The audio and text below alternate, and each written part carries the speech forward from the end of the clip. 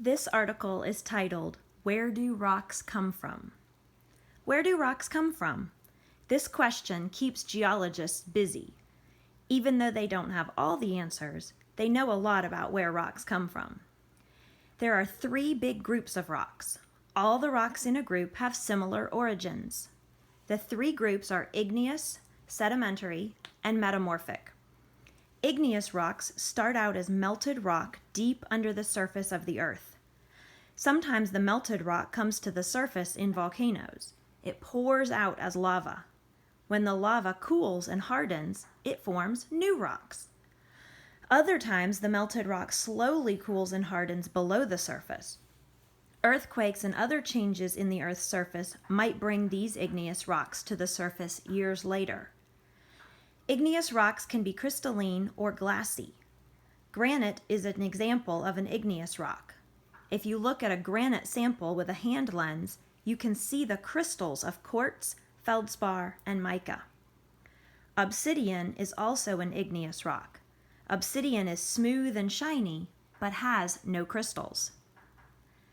Sedimentary rocks start out as bits of recycled rocks and minerals.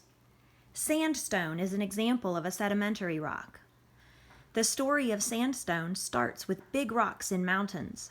Over time, the rocks crack and break down into smaller pieces. This process is called weathering. Water can cause weathering in rocks.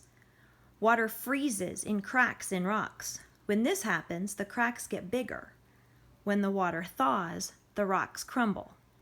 The roots also cause weathering in rocks. Roots may grow in cracks. As the roots grow, the cracks get bigger. As a result of these natural processes, big pieces of rock break loose. The rocks tumble downhill and break into smaller pieces. Smaller pieces end up in streams and rivers.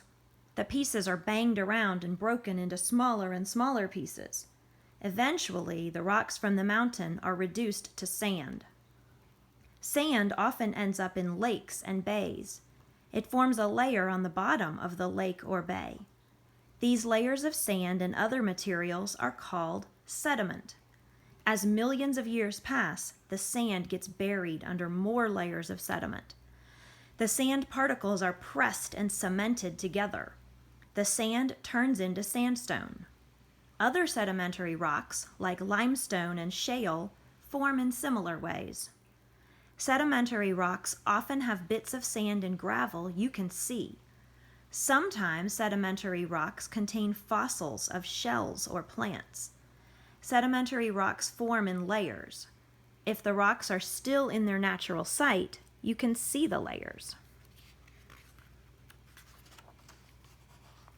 Metamorphic rocks start out as masses of other rocks. They can be igneous, sedimentary, or even other metamorphic rocks. These rocks can change because of heat and pressure. Heat and pressure can come from different sources. The source might be a volcano or an earthquake. The heat and pressure change the rocks into another kind of rock. Heat and pressure can turn sandstone into quartzite. They can turn limestone into marble. They can turn shale into slate. Look closely at a metamorphic rock. Sometimes you can see the crystals that formed when the metamorphic rock cooled. The chart on the next page shows how to sort the 5 rocks you used in investigations. It includes pictures of 3 more igneous, sedimentary, and metamorphic rocks. And if you look at these pictures, so we have igneous, sedimentary, and metamorphic. And under igneous, we have granite. And I'll try to zoom in so you can see better. Granite and basalt under that. And below that, we have tuff and pumice. Pumice is the very lightweight one that actually floats on water. And obsidian, that shiny black. Under sedimentary, we have limestone and sandstone, shale, conglomerate, and breccia. And then under metamorphic, we have marble, which a lot of us recognize, and slate, and that is gneiss, pronounced gneiss with a silent G, and schist, all different types of rocks.